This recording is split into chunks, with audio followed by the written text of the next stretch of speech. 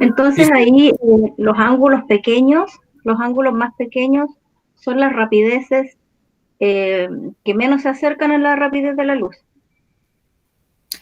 Exactamente. O sea, si de alguna forma tuviéramos velocidades bastante pequeñitas, pues imagínense que lo que veríamos sería algo así.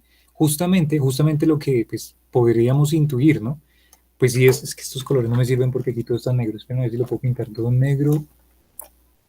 Así. Ah, no puede ser. Bueno, a ver. Vale, algo así. Bueno, ya. Entonces, lo que sucede es que, digamos, si nosotros tenemos velocidades cercanas a las de la luz o velocidades bastante grandes, tendríamos una gráfica muy inclinada. Pero ¿qué pasa si tenemos velocidades muy chiquiticas? Pues cuando tenemos velocidades muy chiquiticas, este factor, cuando ustedes hagan aquí el despeje, nos dimos cuenta, ¿se acuerdan en la primera clase? Que el ángulo nos da una cosa súper chiquitica. O sea que lo que íbamos a tener era justamente que el observador que está moviendo a una velocidad muy chiquitica comparada con la velocidad de la luz, pues prácticamente que se va a parecer muchísimo al primer observador. O sea, es prácticamente lo que pasa en Newton. Ambos observadores van a medir los mismos tiempos, ambos observadores van a medir el mismo espacio, porque estamos hablando de velocidades bastante chiquitas. Casi que es el mismo observador. ¿Mm? Es como si la velocidad de este tipo fuera insignificante comparada con la de la luz. Y tenemos que la gráfica, la diagrama de Minkowski es obviamente bien diferente, donde el ángulo es supremamente chiquitín. ¿Listo?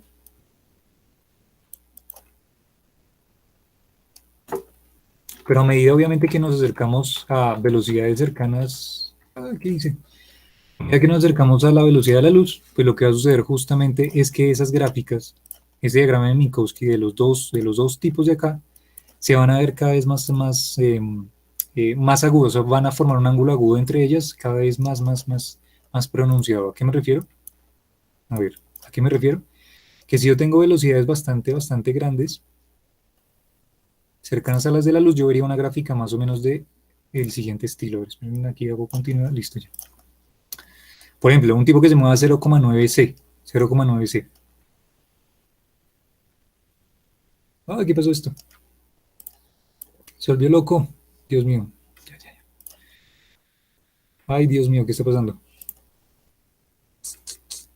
Debe ser que hay muchas cosas abiertas. Bueno, entonces, ¿qué es lo que pasa? Que cuando nos acercamos a la velocidad de la luz, la gráfica se va a hacer cada vez más angosta. O sea, la relación del ángulo entre ellos se va a hacer más agudo, más pronunciado. O sea que tendríamos, por ejemplo, gráficas de 0,9 velocidad de la luz, por ejemplo, de este estilo. Voy a colocarle aquí un doble primado para diferenciar del naranja. Tendríamos un X aquí doble primado. Si se dan cuenta, y esta relación tendríamos entonces un ángulo más pronunciado. Y si tenemos un ángulo más pronunciado, o sea, mucho más grande, aquí y este de aquí, justamente estaríamos hablando de que entonces la velocidad con la que se mueve el observador, ese doblemente primado, o sea, un observador ese doblemente primado a cualquiera otro diferente, pues obviamente se acerca a la velocidad de la luz, ¿no? Es un observador que tiene una velocidad bastante alta. Por eso es que, si se dan cuenta aquí, entonces tendríamos un sistema de referencia bien raro, bien pegado acá, ¿no?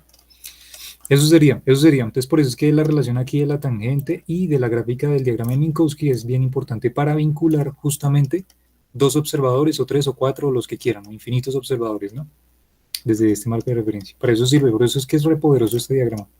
Y ya nosotros si incluimos el otro ingrediente que es el que yo les hablaba, que no se me va a cerrar este, pronto estoy hablando solo. Y cuando agregábamos el otro ingrediente extra, que era justamente el evento, ¿cierto? Cuando hablamos del evento, ahora sí, es que hablamos del evento. Bueno, digamos acá, que estábamos aquí, el cohete estaba por acá y estamos estudiando, por ejemplo, una estrella, ¿cierto? O yo que sé, una mosca. Y eso era un evento. Cuando estudiamos los eventos justamente en estos diagramas de Minkowski, yo les dije que estos se manifestaban como puntos. Entonces, cuando ustedes vean eventos, o sea, cuando ustedes tengan su diagrama de Minkowski y estén estudiando, por ejemplo, dos sistemas de referencia y ambos sistemas de referencia están estudiando, por ejemplo, una mosca, ¿vale? Que es el evento. Entonces lo que va a suceder es que justamente esos eventos van a ser marcados aquí como punticos. Entonces, por ejemplo, si yo pinto un puntico aquí en nuestro diagrama de Minkowski, pues que esto ya está vuelto una nada. Aquí este puntico me va a representar justamente la mosca en determinada posición en determinado tiempo. Si esta mosca empieza a hacer zigzags súper raros y termina por acá, pues tendríamos entonces una sucesión de puntos que obviamente no puede romper la velocidad de la luz, que recordamos está justamente solamente en esta región de aquí arribita. No puede superar esta de aquí abajo. O sea, no puede ir a velocidades más altas que la luz. Entonces, lo que veríamos sería una sucesión de puntos, o sea, algo como ese estilo, por ejemplo. ¿Me hago entender? Todo lo que ustedes recuerden, todo lo que esté dentro del cono es justamente lo que sí puede pasar físicamente, pero lo que esté fuera del cono, o sea, esta parte, no. ¿Listo? ¿Listo, Susana y Sofi? Sí, sí me quedó claro. A mí, gracias. Sí, Nicolás, gracias. Listo, bien, bien, bien. Vale, ¿qué otra pregunta tienen? ¿Qué otra pregunta tienen? Aprovechemos. Uy, alguien está queriendo entrar. Vale, ¿qué otra pregunta tienen, chicos? De una vez, aprovechen, aprovechen. Hay una pregunta en el chat. Ah, perdón, gracias. A ver, Denis dice, sí, estaba bueno pensando un poco y pregunté de cómo se dio cuenta Einstein que el tiempo no es absoluto. Y el detalle, explicarme un poco más sobre él. ¿Por qué otro cuerpo no puede viajar más rápido que la velocidad de la luz? Y el cómo se prueba más eso.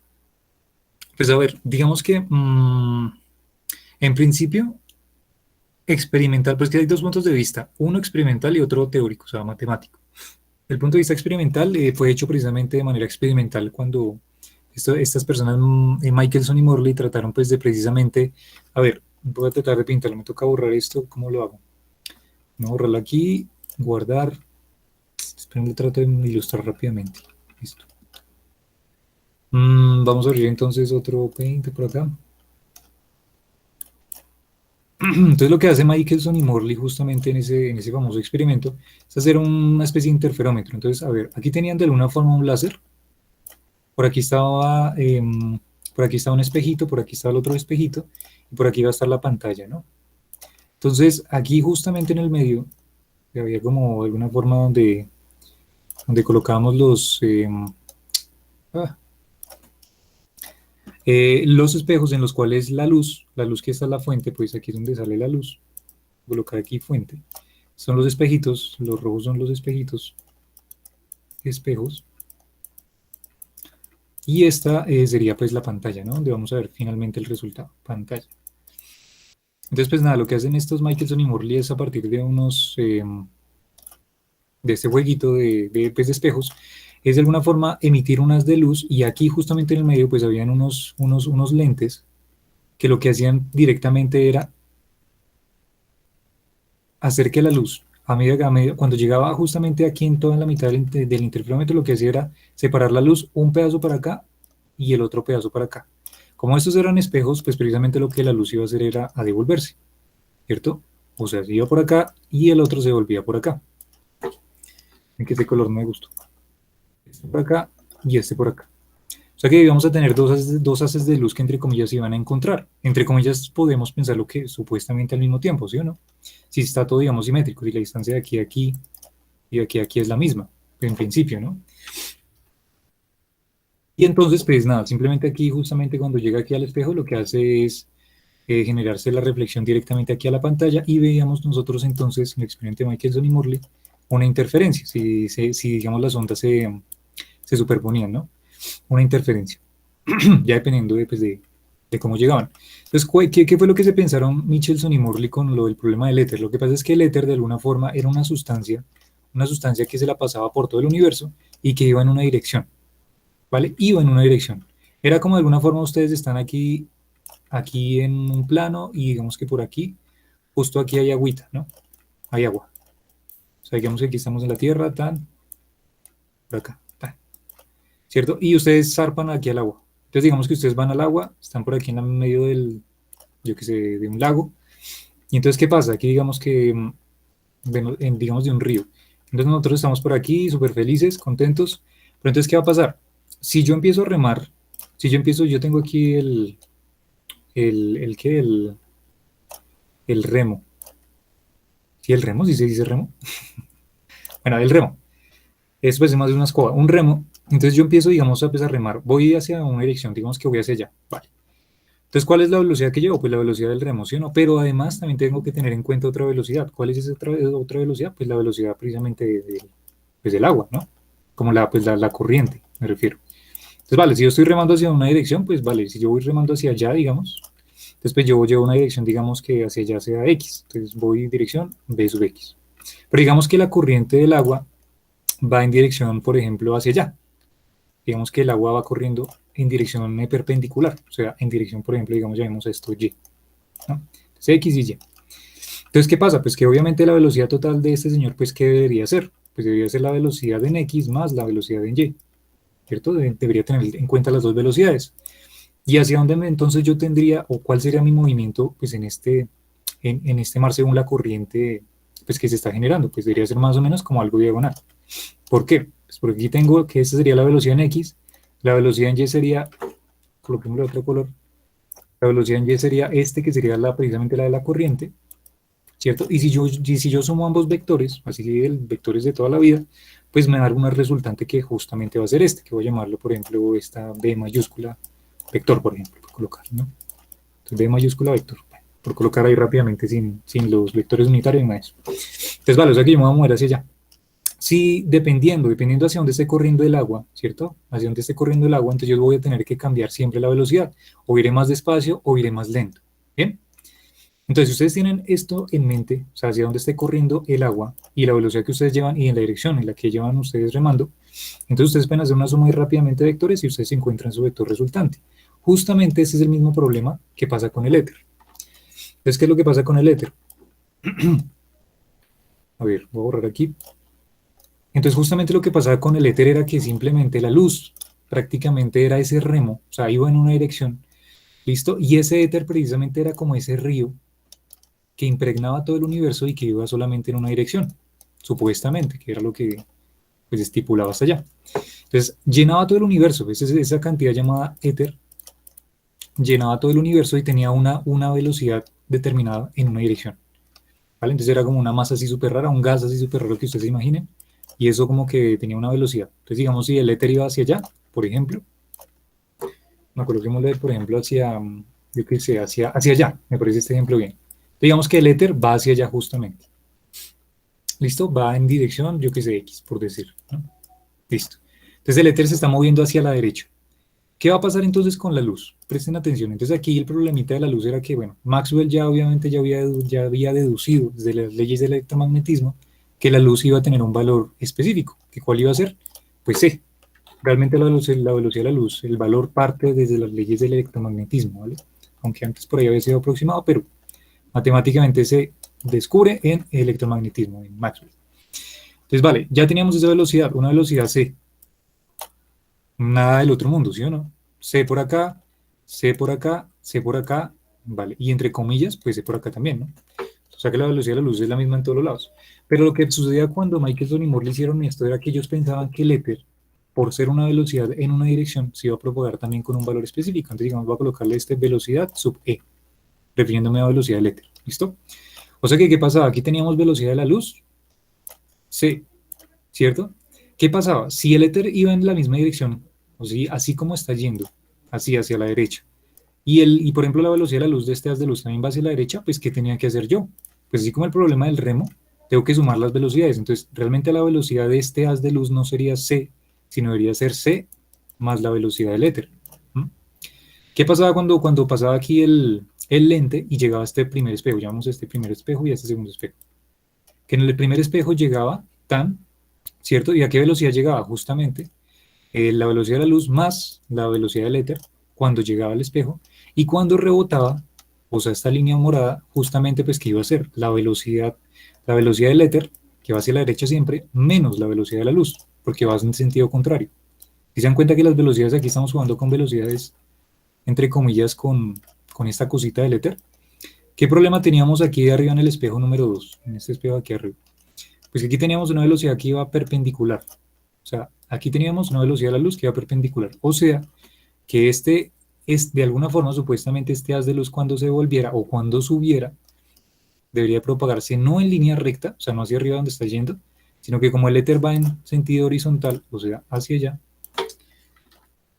con este café, hacia allá, aquí tengo la velocidad del éter, pues así como el remo, la velocidad resultante debería ser más o menos una línea que vaya por toda la mitad, o sea que la luz de alguna forma debería como diagonalizarse, ¿no?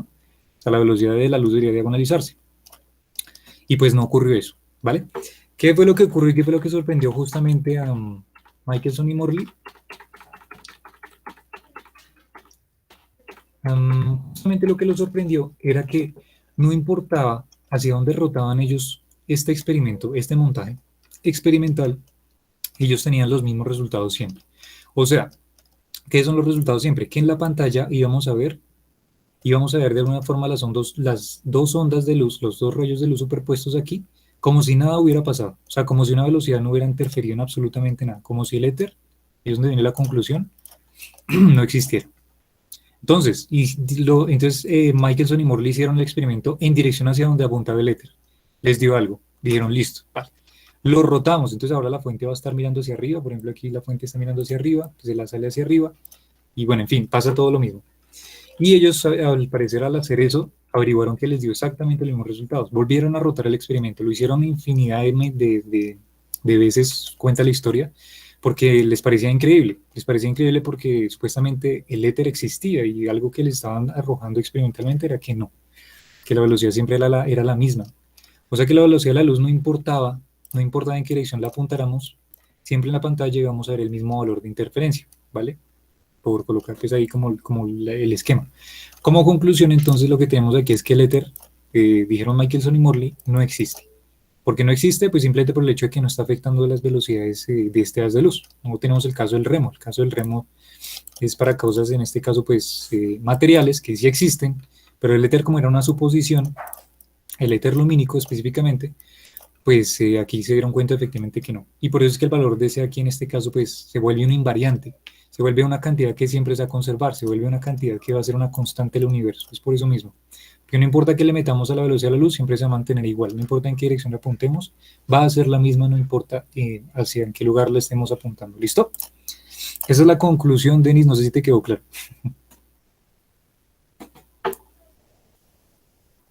Ah, bueno, y el por qué, bueno, esa es la parte experimental, ¿no? Y el por qué no se puede matemáticamente. Uf, hay un montón, o sea, hay muchas cosas para comprobarlo matemáticamente, perdón, esto es, para comprobarlo matemáticamente. Entre esas, el paint que les mostraba ahorita de lo de Minkowski, por ejemplo, matemáticamente, entre tantas cosas, te puedo pues colocar el que vimos hace 3 días, ¿no? Que fue justamente este. Y si tú colocas aquí velocidades de alguna forma mayores a las de la luz, vas a tener algunos problemitas. ¿M? O si tú colocas justamente la velocidad de la luz, pues vimos que también era un problemita, ¿no? Bueno, pues justamente la velocidad de la luz, no, valores mayores a los de la luz. ¿M? Y en fin, o sea, digamos que hay varios problemitas ahí matemáticos que te revelan efectivamente que no puedes ir a velocidades mayores a las de la luz. Y este esquema sí que es bien interesante, pues porque a pesar de que por ahí se hable de que se puede romper la velocidad de la luz, pues no es tan trivial, ¿no? Depende de muchas condiciones, pero pues ese sería como el ejemplo que te puedo dar, Denis. Ya después matemáticamente cuando vayamos avanzando en el curso te vas a dar cuenta que van a aparecer ciertas expresiones, inclusive en la velocidad de la luz, que se van a volver un problemita grande. O sea, me refiero que si tienes velocidades más grandes, baila, el ejercicio se te daña. Y ya, matemáticamente. Pero ya después vamos resolviéndolo más paso a paso. Eso, ¿listo, Denis? No te preocupes. Voy a hacer aquí rápido un stop y voy a rápidamente responder la pregunta que hizo Susana ahorita acerca del primer punto, la pista que les dije. Entonces, vale, voy a cerrar aquí rápidamente este. A ver, démosle no guardar. Aquí, démosle este es número 2. Vale, entonces este fue la segunda diapositiva. El segundo paint, y aquí hablamos de las transformaciones de Lorentz, ¿no? Y aquí se las había implantado, estas de acá.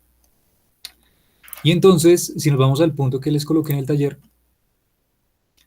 que era este, entonces era el punto, pues simplemente, a ver, dada la proyección causal de los eventos por medio, aquí realmente ustedes recuerden que a veces los puntos los rellenan con cosas, pues obviamente que tienen sentido, ¿no? Pero es como para que dejar todo en contexto, entonces pues, simplemente es como contexto ahí. Dada la proyección causal de los eventos por medio de DS, cuando yo me refiero aquí a la proyección causal de los eventos, me estoy refiriendo a que existe un DS, ¿vale? Vinculado al diagrama de Minkowski. Existe un DS, fin de la historia, eso es lo que tienen que tener ahí. Llamado el intervalo. Entonces, ustedes recuerden rápidamente, les voy a dar por ahí como la pista. A ver si me queda espacio. Ah, sí. Entonces, recuerden ustedes que el delta S cuadrado, llamado el intervalo, era justamente esta relación que teníamos con el intervalo espacio-temporal, ¿no?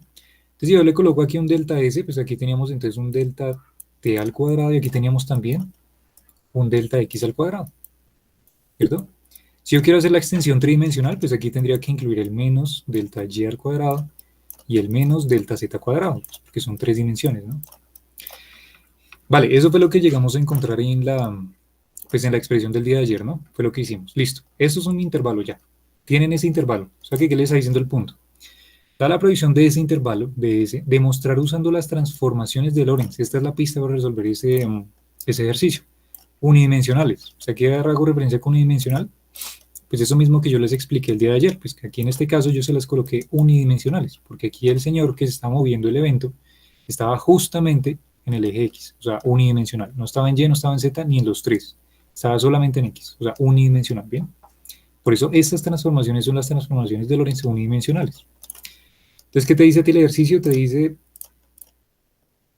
usando las transformaciones de Lorentz unidimensionales, que el principio de causalidad se conserva para ambos observadores. Esto realmente es para que les quede claro que cuando yo digo que el principio de causalidad se conserva, quiere decir que ambos observadores van a medir exactamente, bueno, van a estar relacionados causalmente en el diagrama de Minkowski, o el diagrama de espacio-temporal. Esto es lo que hago referencia con el principio de causalidad se conserva, o sea, esto que está acá. Para ambos observadores en el espacio-tiempo de Minkowski, eso matemáticamente se completa. ¿Qué es lo que tenemos que hacer? Como estamos estudiando un evento, dependiendo de ambos observadores, S y S primado, pues lo que tenemos que hacer es justamente, usando este intervalo, tenemos que llegar a demostrar de que delta S al cuadrado es delta S primado al cuadrado. O sea, en otras palabras, a lo que tienen que llegar de algún modo es a lo siguiente, que delta, que C cuadrado delta T cuadrado, o sea, esto mismo que está acá, bueno, ¿para qué lo vuelvo a copiar? Aquí está, lo voy a volver a copiar. Pero pues háganlo aquí unidimensional, igual les va a dar lo mismo. Esto de aquí, que es delta S cuadrado, les tiene que dar exactamente C cuadrado delta T prima al cuadrado menos delta X prima al cuadrado menos delta Y prima al cuadrado menos delta Z prima al cuadrado. Eso es lo que tienen que llegar. Tienen que demostrar eso. ¿Vale? O sea que para un evento en particular, usando las transformaciones de Lorentz, la causalidad se conserva para ambos. Que se conserve la causalidad es que se cumpla esto de acá. ¿Vale? Y por ahí yo no me acuerdo quién era que me preguntaba ayer. ¿Quién me preguntaba ayer? Ay, no me acuerdo. Alguien me preguntó ayer que por qué yo podía asumir que... ¿Se acuerdan? Que yo les dije, existe una invariante que se llama C al cuadrado delta tau al cuadrado. O también C cuadrado como notación delta T prima al cuadrado. Y alguien me dijo, Nicolás, ¿pero qué? ¿Por qué? ¿Por qué tú asumes que esto es una constante o una invariante, no? Y la respuesta justamente está aquí. Justamente está en el primer punto. Porque cuando yo asumo que eso es un invariante, estoy asumiendo que para ambos observadores van a medir este intervalo igual, o sea, va a ser el mismo. Entonces aquí es donde yo asumo entonces que, entre comillas, lo que estoy asumiendo es que esos valores, pues como son unidimensionales, este valor se me va, perdón, este valor se me va, este valor se me va, este valor se me va, este valor se me va. Y como estamos teniendo en cuenta para una posición específica, o sea, el evento que eres tú mismo, el observador, pues esta posición también, entre comillas, como que no va a tener relevancia, va a ser 0 con respecto a este marco. Y si se dan cuenta utilizando este señor de aquí y este señor de aquí, ¿vale? Que es precisamente el invariante, o sea, esto de aquí, es cuando dedujimos ayer justamente la invarianza o la dilatación del tiempo. Y llegábamos a que delta t era igual a delta t primado sobre la raíz cuadrada de 1 menos b cuadrado sobre c cuadrado, ¿no? ¿Sí lo recuerdan? Estudiando a los dos observadores. Y todo eso proviene de aquí, del intervalo, de la relación entre los dos. Bueno, en fin, conclusión, el primer punto lo tienen que hacer prácticamente con ese desarrollo. ¿Qué es lo que tienen que hacer? Nada, súper sencillo. La pista es, utilicen las transformaciones de Lorentz. ¿Qué significa? ¿Qué significa? Que van a partir de este señor de aquí, van a partir de este señor delta S cuadrado, y lo que van a hacer es reemplazar, como estamos trabajando lo unidimensional, quitamos estos dos, y lo que van a hacer es reemplazar este señor delta T y este señor delta X por estos de acá. Este señor de aquí y este señor de aquí. Por X y por T. ¿Vale? Y los consideran como deltas. ¿vale? No tienen problema con que no se van a confundir, porque aquí abajo hay deltas, pero aquí arriba no hay deltas. No tienen ningún problema con hacer lo siguiente, con colocar aquí delta de x, aquí un delta de x para el x primado, aquí un delta de t.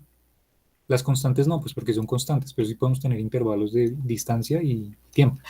Aquí podemos considerar todos estos como intervalos, intervalo de y, intervalo de z, intervalo de t, ¿cierto? Intervalo de t primado, intervalo de x, y ya. Si se dan cuenta, aquí ya tenemos los intervalos. Entonces lo que voy a hacer es coger este señor de aquí, delta x, coger este señor de aquí, delta t, y lo voy a reemplazar justamente aquí, y cuando lo reemplace aquí y haga todo el desarrollo, voy a encontrar que mi resultado final justamente es este pedazo de acá. Y ahí yo compruebo efectivamente que eso se cumple. Eso es lo que tienen que hacer ya. Eso es, hacer pura álgebra con esos dos. ¿Listo? Ahora sí queda un poquito más claro. Sí, sí queda un poquito más claro. Listo, listo. Gracias. Dale, Susana, dale, Emilio. Vale, sí, ahí simplemente es hacer pura álgebra. Ahí sale un binomio y bueno, toda la vaina y lo expanden. Y ya. No es nada, hacer álgebra ahí nomás. Preguntas, ¿qué más preguntas tienen, chicos? Preguntas, ¿qué más preguntas? Lo que sea, lo que sea. Dudas que les haya causado pronto. Yo quiero preguntar si me puede explicar un poquito más los principios, que son dos, los principios de la relatividad especial. Ah, ok, los postulados. El postulado 1 y el 2. Sí, eso. Y que yo los leo y los entiendo, pero como él implica, así como un poquito más profundo la explicación de eso, puede ser. Listo, vale, vale. Entonces, teníamos nosotros que los dos postulados de la relatividad especial, por acá. Uno era que las leyes de la física se mantenían invariantes, ¿no? Las leyes de la física se mantenían invariantes ante esas transformaciones. Ante las transformaciones. Bueno, ¿a qué me refiero con transformaciones? Ya les digo. Y segundo, que la velocidad de la luz era la misma sin importar el marco de referencia. Era la misma, o sea, era una constante, ¿no?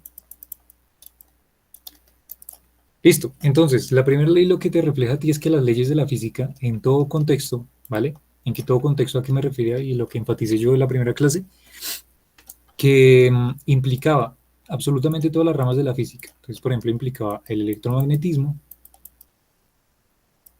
implicaba, por ejemplo, la termodinámica, implicaba, por ejemplo, la mecánica cuántica y absolutamente todas las ramas. Entonces, ¿qué es lo que sucede? Que las leyes de la física se van a mantener invariantes, ¿vale? O sea, van a ser las mismas, no importa qué rama sea, ante las transformaciones. ¿A qué uno se refiere cuando habla con transformaciones? Esto simplemente ustedes lo aluden a los observadores. O sea, no importa en qué tipo de observador esté yo montado, no importa si soy una partícula, un electrón, que tiene velocidad igual a cero, ¿vale? O si soy una partícula que tiene una velocidad igual a una constante, por ejemplo a 0,8 c. Una partícula, por ejemplo, por allá de altas energías del colisionador de Suiza, ¿no? No importa si estoy montado aquí o estoy montado aquí, las leyes de la física se mantienen invariantes. Y cuando se mantienen invariantes quiere decir que el electromagnetismo, todo lo que ustedes, de pronto algunas personas que no han visto electromagnetismo, leyes de Maxwell y todo esto, se van a mantener igualitas. No importa si estoy aquí, no importa si estoy aquí, les tiene que dar exactamente lo mismo. Termodinámica, si estoy por allá teniendo en cuenta, digamos, estados o sistemas de estados vinculándolo con calor, con entropía, toda esta cuestión, vamos a tener que también esto se mantiene invariante. No importa si voy a una velocidad tal o si voy a una velocidad tal. Las leyes de la física se mantienen invariantes.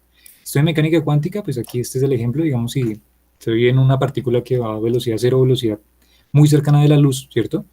Y teniendo en cuenta la relatividad, las leyes de la física se van a mantener invariantes, o sea que a lo que me refiero de algún modo es que los resultados que vamos a obtener de algún modo aquí, a pesar de que sean relativos a este, y sean tal vez algunos distintos, se van a cumplir leyes de Maxwell, ¿sí? Leyes de Maxwell, que son los del electromagnetismo, se van a cumplir, por ejemplo, también esto, los estados, por ejemplo, de los sistemas cuánticos, o sea, algo que se llama por allá en cuántica la función de onda, ¿vale? Por allá los estados cuánticos también.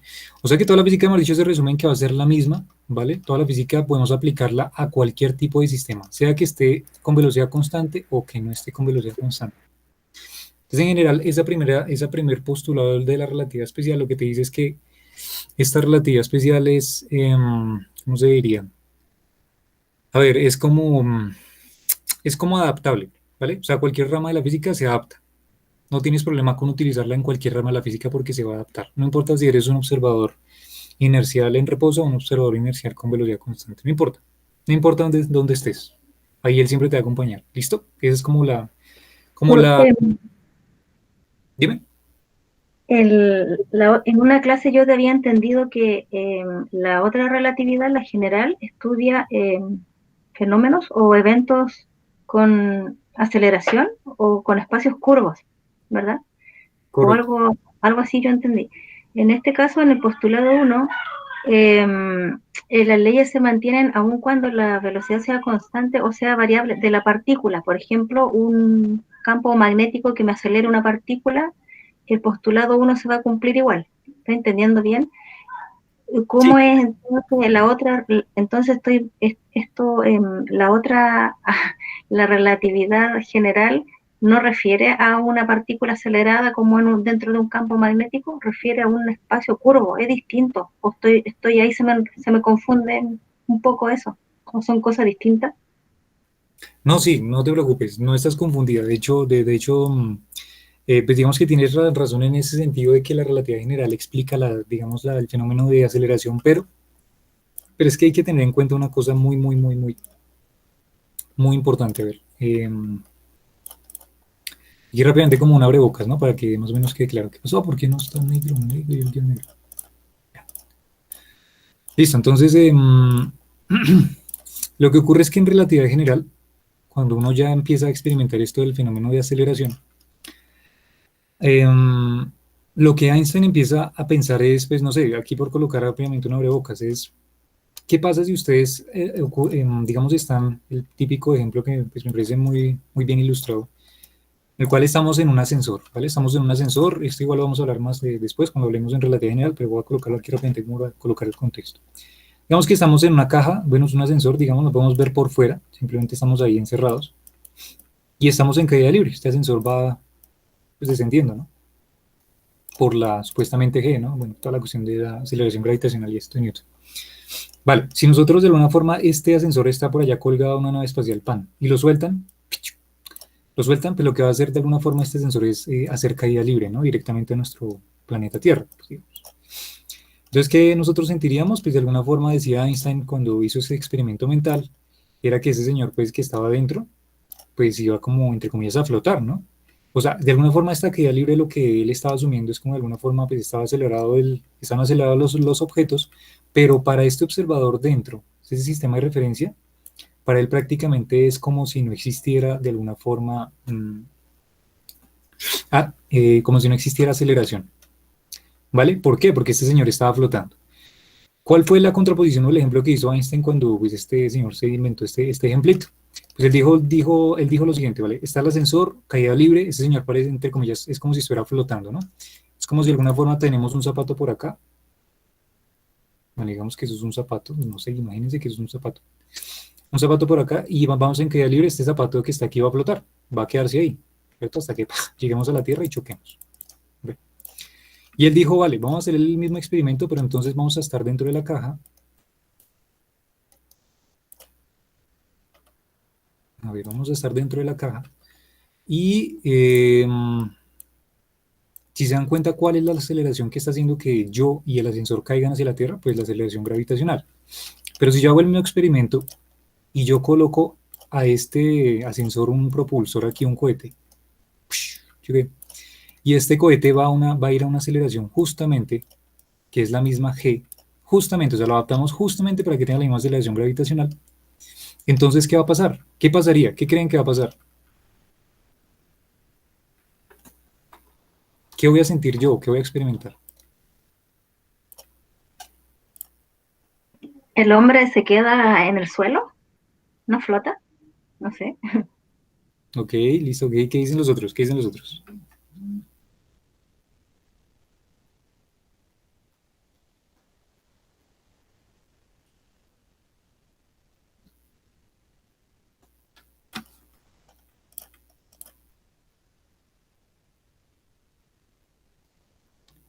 El experimenta un jalón. Ok, listo, vale. ¿Qué dice Denis? ¿Qué dice Denis?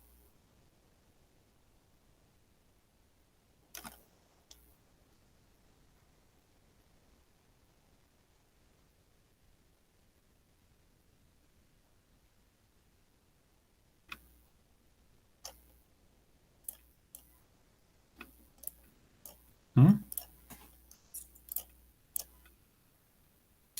Mismo que Juan. Ok, bueno, en principio es un poquito confuso.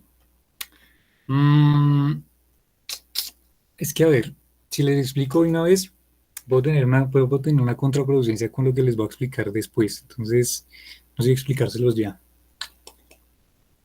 Que a lo mejor, disculpa, tiene que ver con que la partícula, en este caso el hombre, no experimenta variaciones de velocidad necesariamente, sino más bien el medio en el que el sistema de partícula y ascensor se mueven con, en este caso con el propulsor que compensa la aceleración G, algo así. Tiene que ver que en el postulado 1 o en la relatividad especial no tenemos casos como este, sino que más bien tenemos variaciones de velocidad de la partícula, pero no del sistema en que está inserto, ¿así o no?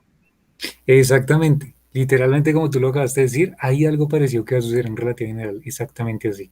O sea que esos sistemas, entre comillas, pareciesen como si estuvieran acelerados, pero realmente no. Realmente eso es el principio de equivalencia que se llama por allá en relatividad general, que es uno de los puntos a favor que utiliza Einstein para tratar de explicar después lo de la aceleración y todo eso. Y es precisamente lo que tú acabaste de decir, que para sistemas de referencia de alguna forma es como si estuvieran flotando en el espacio, ¿sí? Por decirlo así, no van a enredarlos más bien con el tema, si no después no me van a entender lo que voy a explicar después. Pero simplemente es como si quedara esta persona suspendida, ¿vale? Estas personas quedan como suspendidas, como si fueran en caída libre, eso es a lo que me refiero, ¿no? Entonces, claro está, pues digamos que lo que va a ocurrir es algo similar y bueno, no sé si tal vez aquí el dibujo no ayuda mucho, creo que pronto para que se parezca, ya que va en esa dirección, los propulsores dirán como arriba más bien, para que fuera parecido. Y sucedería algo parecido justamente a este caso, que cuando tenemos la aceleración justamente del propulsor, pero en el espacio donde no hay ni estrellas, ni planetas, ni nada, justamente es como de alguna forma si estuviéramos acelerados. O sea, esta aceleración prácticamente está vinculada. Oh, es que no sé si meter ya el término, no, no, no, me voy a tener ganas aquí todavía, porque después de pronto los va a confundir más. Entonces, digamos, en general, simplemente la conclusión es que para esos sistemas, después que vamos en relatividad general, esos sistemas acelerados inclusive, para allá, inclusive en ese mundo, las leyes de la física van a tenerse en cuenta, ese primer postulado se van a seguir teniendo en cuenta, pero vamos a tratar las aceleraciones justamente de este fenómeno gravitacional, ¿m?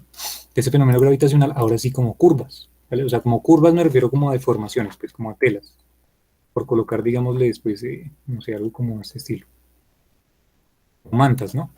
Entonces, estas mantas, de alguna forma, lo que te van a decir a ti en relatividad especial es cómo el cosmos, pues, del universo, esta tela espacio-temporal, te está diciendo cómo te puedes mover tú a través de ella. ¿M? ¿Listo? Y cómo te puedes mover tú a través de ella es justamente eso que nosotros llamamos aceleración en nuestro mundo clásico, ¿vale? Que son esos sistemas de referencia inerciales y pues que ahí nos vamos a poder mover por estas mantas dependiendo de esas curvas y todas esas vainas de allá. Pero eso ya va a ser un poquito más después, entonces, mientras tanto, como digamos como conclusión, Susana, es que este primer postulado, inclusive para la misma relatividad general, se va a seguir cumpliendo, ¿listo? No va a tener ninguna implicación directa porque la aceleración en relatividad general las tratamos como realmente curvas. ¿M? O sea, realmente es que estamos como en caída libre hacia el fondo de esa tela. ¿M? Es como si fuera una montañita rusa. Como que estamos subiendo la montañita, pues, digamos que esa es una curva espacio-temporal. Y estamos subiendo la montañita, vamos por acá, una montaña rusa, Estamos por aquí, justamente aquí arribita, y apenas llegamos acá y nos sueltan, ¡pum! Caída libre, ¿sí o no? Tan, caemos con toda, y luego llegamos acá finalmente. Es algo lo que sucedería justamente si colocamos aquí esta curva, o sea que este es el Sol, y que en vez de, de esta montaña rusa, de este carrusel, fuera el planeta Tierra. Es algo así parecido. Entonces, digamos como que lo que hace este planeta es siempre estar cayendo alrededor del Sol. ¿Mm? Pero aún así estas leyes se van a conservar, las leyes de la física se conservan.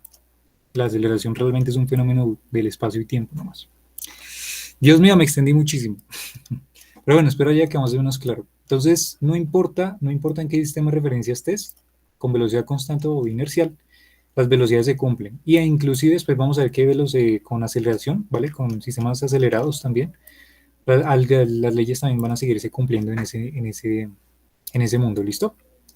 Y pues el postulado simplemente lo que te dice es, pues, vale, pues que la velocidad de la luz va a seguir siendo la misma para cualquier sistema de referencia, inercial o no inercial, o en velocidad igual a, o cerca de la velocidad de la luz o lo que sea.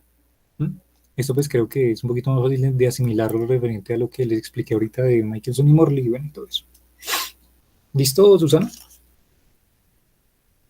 Sí, listo. Gracias. Gracias, Nico. Listo, vale. Vale, listo. ¿Alguna otra pregunta, chicos?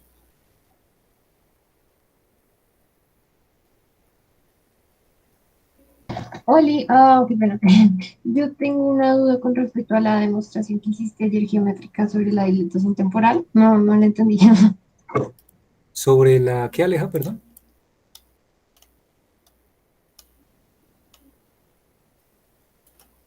La ¿Te dilatación. acuerdas? Sí, sí, ¿te acuerdas que ayer tú hiciste un ejemplo con un reloj y se supone que era gráfico? Y después el reloj yo no sé qué hacía tic-tac, tic-tac, pero me perdí. Ah, ok, ok, ok, ya. Listo, ahora entonces espera, cierro aquí este. Este estaba era en el otro. Ahorita, acá. Entonces, a ver. Ay, ¿qué hice? ¿Qué le di? ¿Qué le di?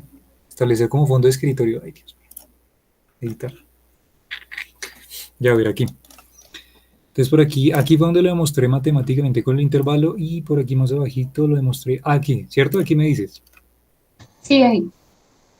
Bueno, listo. Vale, ¿en qué parte te perdiste? ¿En todo? Desde que empezamos con el reloj, sí. Bueno, voy a explicarlo ahí rápidamente. Entonces, lo que sucede aquí es que tú estabas en una nave. Aleja, tú vas en una nave. Y esa nave, pues como tú eres la que va en una nave, va a una velocidad, ¿no? Una velocidad, no sé, una velocidad cualquiera. Velocidad V, aquí yo la llamé, ¿no? Muy originalmente. Tú en tu nave, tú tienes un reloj de un haz de luz, que hace tic-tac. Entonces lo que hace de alguna forma es subir, y cuando golpea en la parte de arriba hace tic, y cuando baja, pues hace el tac, ¿sí o no? Tic-tac. En tu sistema de referencia, tú dentro de la nave y tu reloj va así. ¿Listo? Va haciendo tic-tac así. Entonces tú eres el observador, ese primado.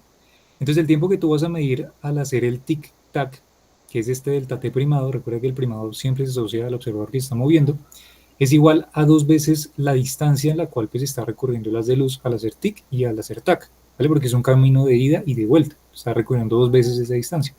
Y tenemos que la distancia que va a ser este haz de luz es 2 veces esa distancia de.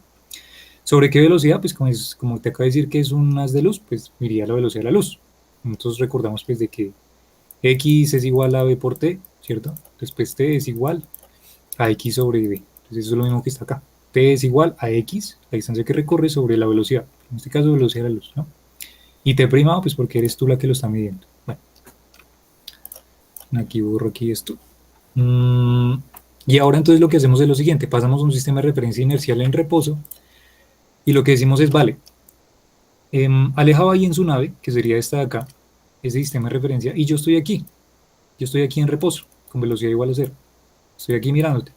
Entonces tú vas con tu reloj, pero si te das cuenta, yo lo que voy a ver en tu reloj, bueno, como yo lo estoy viendo, es que tu reloj no va a hacer tic-tac de manera vertical, o sea, no va a ser el haz no va a ser esto y luego esto, sino que como tú te estás moviendo con una velocidad v, digamos en x, ¿vale? En esa dirección, realmente el haz de luz para mí, desde mi punto de vista, no está haciendo arriba abajo, sino va a ir en diagonal, va a hacer esto, tic, y luego tac, ¿vale?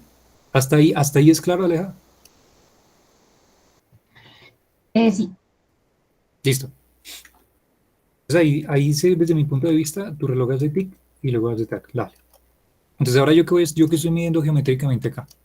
Como tú vas a una velocidad v, la distancia al hacer el tic y luego el tac, todo lo que recorrió, esta distancia que recorrió justamente va relacionada con lo que hablábamos de las transformaciones de Galileo, que es precisamente la velocidad por el tiempo. Tanto tiempo pasó, ibas a tanta velocidad, entonces el haz de luz recorrió tanta distancia. Esto es medida de distancia, ¿no? Distancia. Como desde tu sistema de referencia, o sea, tú dentro de la nave, tú sabes que esta distancia de acá hasta acá, perdón, estoy aquí, qué tonto. Esta distancia de acá hasta acá es D, porque tú la llamaste así, D. ¿Cuánto va a ser de alguna forma la distancia que recorrió al hacer tic? O sea, aquí arribita, al hacer tic. Recuerda que aquí está el tac. Entonces, ¿cuál es la distancia que recorrió desde acá hasta acá para formar un triángulo rectángulo, ¿no? Es como la iniciativa. Pues justamente como es un haz de luz y va a recorrer todo este intervalo, pues digamos, de trayectoria, pues lo que va a recorrer justamente va a ser C por T. Toda la distancia. O sea, recorría, me refiero esto y esto. Todo esto fue C por T. La velocidad de la luz tardó tanto tiempo en hacer tic-tac. Vale, se demoró tanto. Desde mi punto de referencia. Pero es el tiempo que yo estoy midiendo, o sea, que va el t sin prima, y aquí también el t sin prima, ¿no? Entonces, si te das cuenta, aquí lo que se me forma es un triángulo rectángulo, donde justamente la mitad de esta trayectoria al hacer el tic y el tac completamente, que fue esta distancia que recorrió las de luz, pues lo que tenemos que hacer es dividirlo entre dos, porque se forma el tic, que sería la mitad de ese camino, y luego el tac, que es la otra mitad de ese camino. O sea que tenemos que hacer c por t dividido 2. Y ahora, si hacemos el c por t dividido 2, pues ahí te fijas rápidamente que se forma el triángulo rectángulo que tengo ahí dibujado. ¿Vale? Este triángulo rectángulo que... A ver, maldita sea. Acá. Este triángulo que está aquí dibujado. ¿Vale? Entonces aquí tenemos la mitad del camino cuando hace tic, que es c por t dividido 2, ¿vale? La mitad del camino de las de luz. Tenemos esta mitad, si te das cuenta aquí toda la distancia es v por t, la mitad pues será b por t medio, b por t dividido 2, perdón. Y esta parte de aquí pues es la distancia, que sería lo alto que llega al hacer tic, medidas de tu marco de referencia. Pues claro, si yo tengo aquí pues de alguna forma tengo un triángulo rectángulo, pues hacemos pitagorazo, ¿no? A ver qué nos da. Y si hacemos el pitagorazo de aquí a ver qué nos da, haciendo el ejercicio, pues haciendo el pitagorazo tengo este término que está acá. Míralo. Pitagorazo. Pitagorazo recuerda que es hipotenusa al cuadrado más los catetos, perdón, hipotenusa al cuadrado igual a los catetos al cuadrado, cateto adyacente al cuadrado, más el cateto opuesto al cuadrado, ¿cierto? Entonces aquí la hipotenusa, claro está, pues es la distancia más larga, o sea, sería el c por t al cuadrado, entonces aquí sería t cuadrado dividido 4, igual a d cuadrado, que es uno de los catetos, el opuesto, en este caso si colocamos aquí el ángulo, y aquí b por t dividido 2 sería b cuadrado, t cuadrado sobre 4, listo. Vale, simplemente aquí siendo pitagorazo, entonces lo que hacemos de alguna forma es relacionar, mi objetivo es relacionar el tiempo que yo voy a medir, el tiempo que yo voy a medir como observador inercial en reposo, B igual a 0. Entonces yo despego de aquí, hago pura álgebra súper basiquísima. Entonces lo que hago es despejar de aquí el tiempo, ¿vale? Y llego a esta expresión que está acá. Bueno, ahí hago el mío, estoy un poquito como desordenado aquí, creo que primero era esta parte de acá, y luego esta parte de acá, sí, correcto. Entonces primero era esta de acá, entonces aquí factorizo el t cuadrado, aquí paso a dividir, luego saco raíz cuadrada de ambos lados, saco raíz cuadrada de ambos lados, entonces este se va con esta raíz cuadrada se va con el 4, lo convierte en un 2, este se va con la raíz cuadrada y el 2, y aquí abajito me queda una raíz cuadrada, entonces yo llego a esto que está acá, vale. El tiempo, simplemente ahí despejando, ¿listo? Y ahora lo que yo hago aquí en el denominador, justamente ya no nos vamos a dar cuenta porque es factorizar el c cuadrado, este c cuadrado debajo de la raíz, o sea, en la raíz, ¿no? Si lo factorizo el c cuadrado, entonces factorizo el c cuadrado, divido por aquí, y aquí la raíz se me va con el cuadrado, me queda el c aquí afuera, y en el numerador me queda 2 veces la distancia dividido c, y abajo la raíz cuadrada de todo esto, que esto es precisamente el factor gamma, ¿no? El que tanto hablamos ayer. Y esta distancia justamente 2 veces d sobre c es precisamente lo que tú medías desde tu nave. Míralo acá. Desde tu nave, ¿qué tiempo medías? El tiempo que tú medías era 2 veces d sobre c, que es el tiempo de referencia desde tu sistema de referencia. Entonces, claro está, 2 veces D sobre C es precisamente T primado. Y entonces, como conclusión, llegamos a que el tiempo que yo voy a medir está directamente relacionado con el tiempo que tú mides en tu nave y el factor de aquí abajito, que es el factor de gamma, el factor de Lorentz. Y ahí ocurría la dilatación del tiempo. Es por eso, esa fue la demostración. ¿Listo? ¿Sí te quedamos claro, Aleja, o no? Sí, sí, no, es que yo me confundí cuando hiciste los triángulos, pero ya, sí, no entendía por qué se veía así el haz de luz, pero ya entendí. Gracias. Listo, listo, bien, bien, bien. ¿Puedo preguntar algo Sí, sí, de eso, dale, eso último, toda. así como interpretando un poco, que quizás sea obvio, pero se me confunde? El viajero, digamos, el que va a rapideces cercanas a las de la luz, respecto del que se queda en relativo reposo en la Tierra, eh, el, en los tiempos, digamos, ocupa menos tiempo el que va viajando a rapidez cercana a la de la luz y más tiempo marca acá en el relativo reposo de la Tierra, ¿o no? ¿O es al revés? O sea, si alguien fuera una nave, o sea, digamos, si nosotros aquí en la Tierra fuéramos los de reposo y alguien en una nave, ¿sí? Sí, eso, sí. Vale. Entonces, ahí lo que nosotros veríamos es que el tiempo de ese señor que va en la nave se ralentiza. Porque esta ecuación, mira que este T que está sin primar, somos nosotros en la Tierra, ¿vale? Somos nosotros aquí en la Tierra. Y este T que está primado es justamente el señor que va en la nave. Entonces, este señor es el que va por acá en la nave a toda velocidad. Entonces, mira que esta ecuación te está respondiendo cómo nosotros estamos viendo desde la Tierra a este señor que va en la nave. ¿Cómo yo, qué tiempo voy a medir yo referente a este señor que mide acá? O sea, que si para ti en la nave este T primado pasó 1 segundo en tu reloj, ¿vale? Digamos que a una velocidad de, yo que sé, 0,9 c, 90% de la velocidad de la luz. Entonces la pregunta es cómo yo lo voy a, o sea, qué tiempo va a pasar para mí en ese segundo que tú me diste. Eso es lo que está respondiendo esta ecuación, ¿vale? Por eso se llama dilatación del tiempo. Porque vamos a encontrar que el valor, justamente al final, por este gamma, por este factor de la raíz cuadrada, vamos a encontrar que el tiempo que yo voy a medir, de hecho, va a ser mucho mayor, bueno, mucho mayor, no, mayor que el tiempo que tú mides. O sea que para el observador en la Tierra, está pasando el tiempo mucho más lento en tu nave. Se ralentiza. ¿Me va a entender? Sí, sí, sí entiendo. Y por ejemplo, es válida la comparación, por ejemplo, si yo tengo arriba cuando tú enseñaste TikTok de la luz, por ejemplo, comparando un tipo que está en reposo en los que están, el TikTok que tiene dos líneas verticales, arriba y abajo, Ah, acá ok. con amarillo, ¿cierto? Y después el otro TikTok que es cuando ya lleva movimiento, ¿cierto? Con rapidez cercana a la de la luz. Eh, si uno piensa que esas son distancias, eh, la hipotenusa del triángulo rectángulo sería cuando la luz, cuando va en movimiento, en rapidez cercana a la de la luz, se devuelve como formando una hipotenusa. ¿Estoy bien? Uh-huh. Y ese lado es siempre va a ser más largo que el de la vertical que realiza en reposo.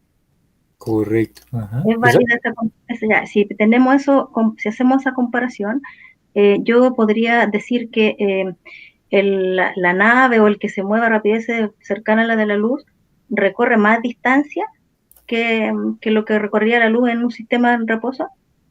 Correcto, eso es, esa es la interpretación, Ya, y si correcto. recorre más distancia, entonces necesita más tiempo para recorrer más distancia o menos tiempo para recorrer más distancia porque se ralentiza. Ahí es Sí, donde se me hace la duda.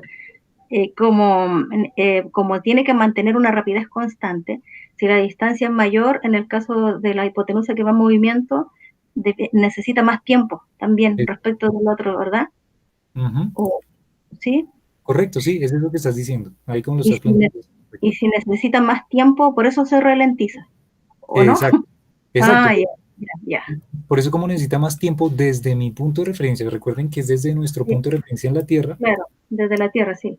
ajá, entonces para mí, obviamente como es una hipotenusa, la hipotenusa es mucho más grande que un cateto.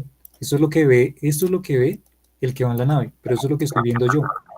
Y como una hipotenusa es más grande, va a necesitar mucho más tiempo para recorrer todo este espacio. Por eso es que el tiempo se nos vuelve para nosotros, o sea, de la nave respecto a nosotros, mucho más grande. ¿Sí ves? Es por eso, correcto. Ujú, exactamente. Como mirarlo también geométricamente, es bonito, sí.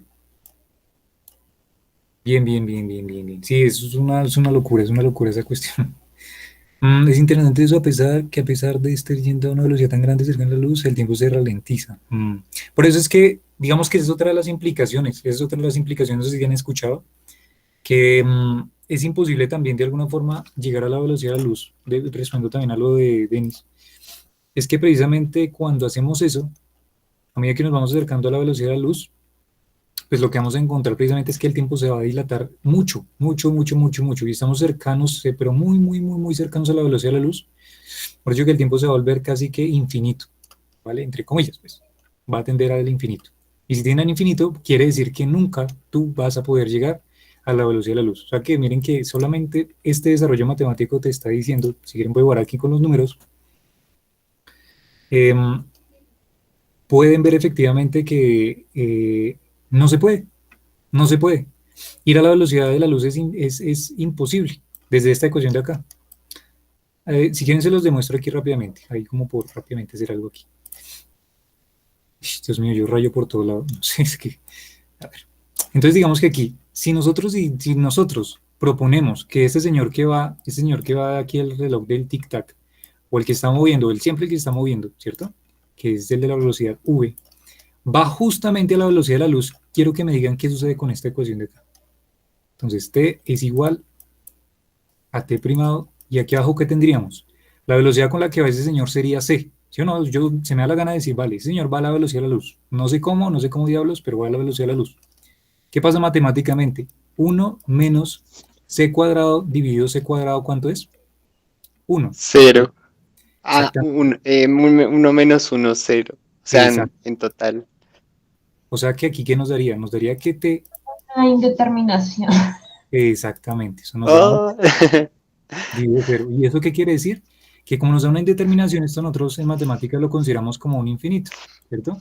O sea que el tiempo que necesitamos para ir, o el tiempo que yo voy a ver ese señor, para el cual va a ir a una velocidad de la luz, tendrá que ser infinito. ¿Se dan cuenta que ahí ocurre la inconsistencia matemática?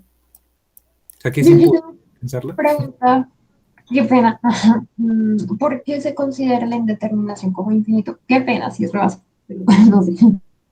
Uy, bueno, pues es una buena pregunta. Pues digamos que, a ver, lo que pasa es que cuando existe una inconsistencia, tiene muchos puntos de vista. Mira, yo no te voy a decir que una inconsistencia es algo en específico en matemáticas porque no lo es. Una inconsistencia matemática son muchas cosas. Pero cuando lo estamos viendo gráficamente, y es que, bueno, de hecho me gustaría de pronto se los va a mostrar ya mismo porque, de hecho fue algo que no hice ayer y me hubiera gustado hacerlo, pero páselo aquí porque no me queda más espacio. Gráfica de factor gamma.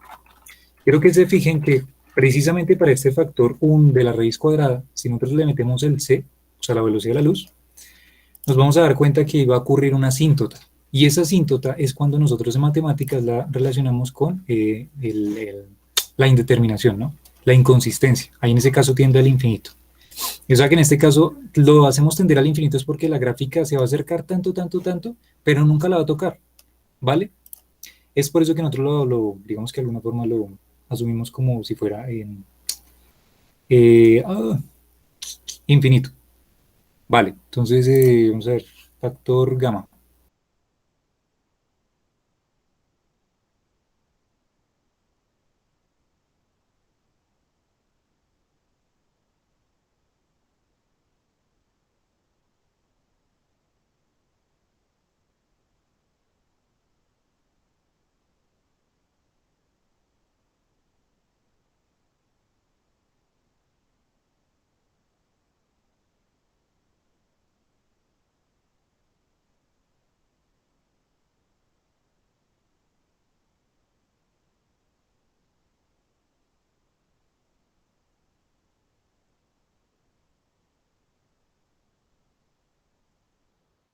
Hola, ¿soy yo? ¿Qué pasó?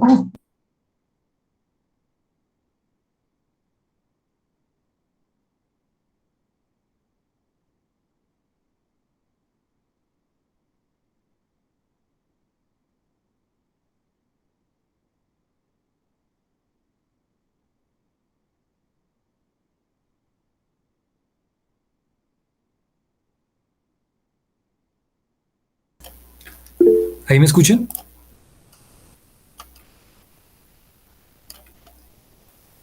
Sí, sí. Sí, Nico. Sí, Nicolás. Ah, vale, qué pena, se jodió este Google Chrome, perdón. Ya me está haciendo como bullying el Google. Mm, bueno, menos mal siguió grabando la de esta. Perdón, perdón, perdón. Ush, es que literalmente se fue todo el Chrome. Bueno, a ver. Tin, tin, tin, tin. Listo, ya están viendo. Entonces, bueno, le está mostrando la gráfica gamma. Entonces, quiero que se fijen acá. Quiero que se fijen acá.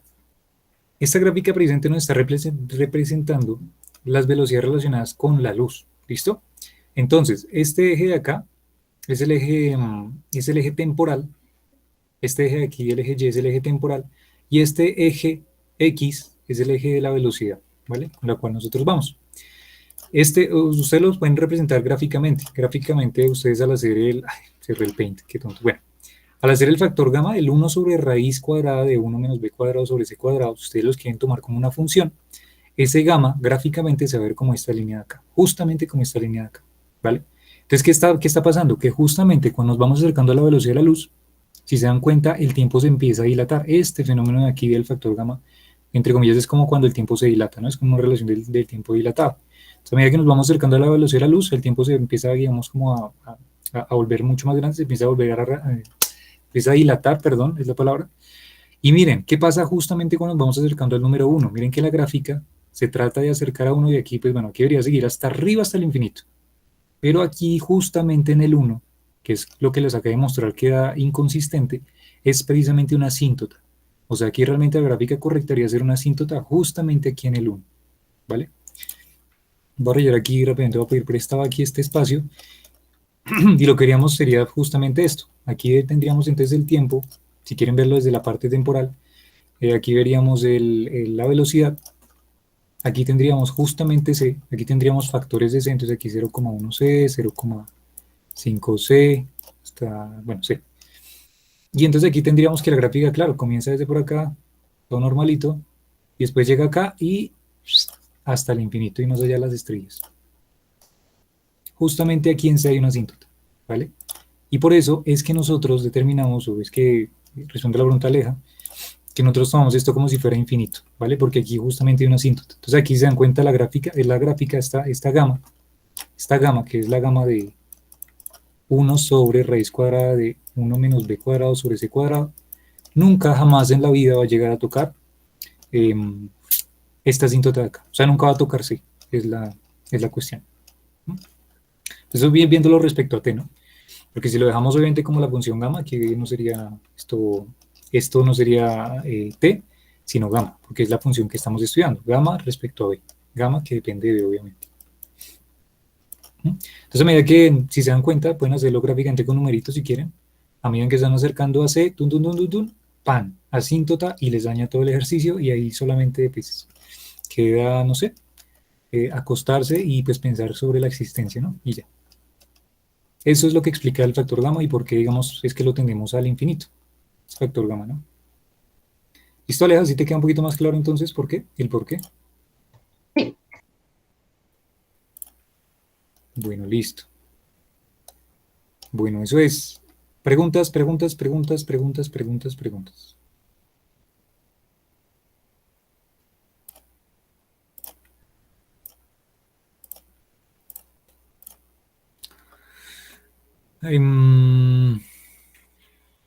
Aleja dice bye. Bueno, listo, que te vaya bien. Susana también se fue, changos. Bueno, listo, Susana, bien. Es como si la cantidad del numerador al dividirse en un número que tiende infinitamente a cero se hace infinitamente grande. Exacto, es como algo parecido, exactamente, Sebas. Listo, pues no sé, Sebas, ¿tienes alguna otra pregunta? Denis, otra pregunta. Amor, ¿tienes una pregunta? Aleja, bueno, no sé si Aleja. No, yo me estaba despidiendo de Susana. Listo, listo, vale, tranquila. Listo. Entonces, ¿no? ¿Ninguna pregunta?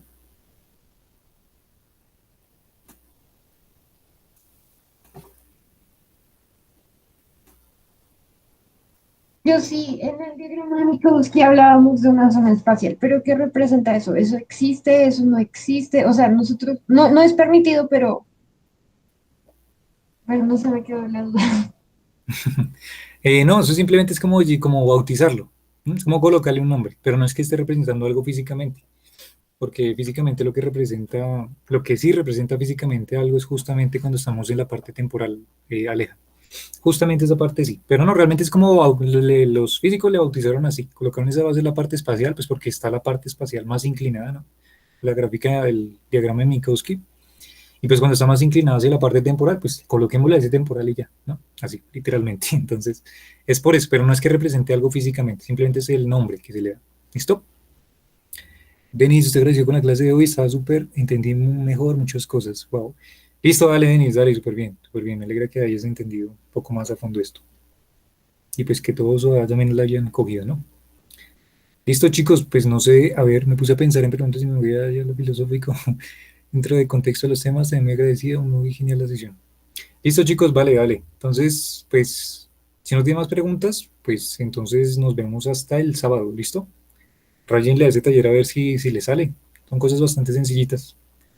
Y nos vemos entonces allá, ¿listo? Bueno, bye. Listo, Aleja, que te vaya bien. Listo, Sebas, que les vaya bien. Denis, que les vaya muy bien. Hasta pronto.